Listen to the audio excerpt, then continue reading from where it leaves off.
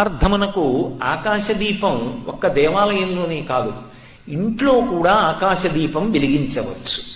ఇంట్లో కూడా ఆకాశదీపం వెలిగించచ్చు, దాని చేత ఎనలేని ప్రయోజనాన్ని పొందవచ్చు అని శాస్త్రవాక్కు.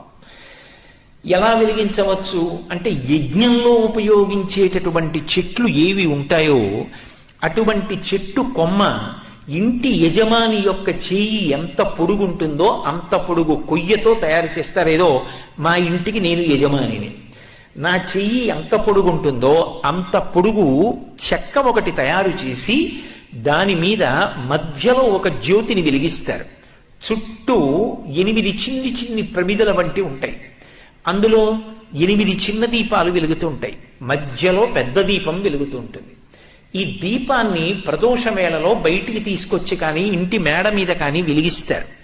వెలిగించి ఒక మాట చెప్తారు, దామోదరాయ నభసి తులాయాం డొలయా చష. స్వామి, నీవు ఆకాశస్వరూపుడవై అంతటా ప్రకాశిస్తున్నావు. అలా ప్రకాశిస్తున్నటువంటి నీకు ఓ దామోదర, అనంతంగా విష్ణుతత్వంగా వ్యాపించి ఉన్నటువంటి నీకు ఇదిగో నేను ఆకాశ దీపం పెడుతున్నాను. ప్రదీపంతే ప్రయచ్ఛామి, ఊగుతున్నట్లుగా ఉన్నటువంటి ఈ దీపాన్ని పెడుతున్నాను.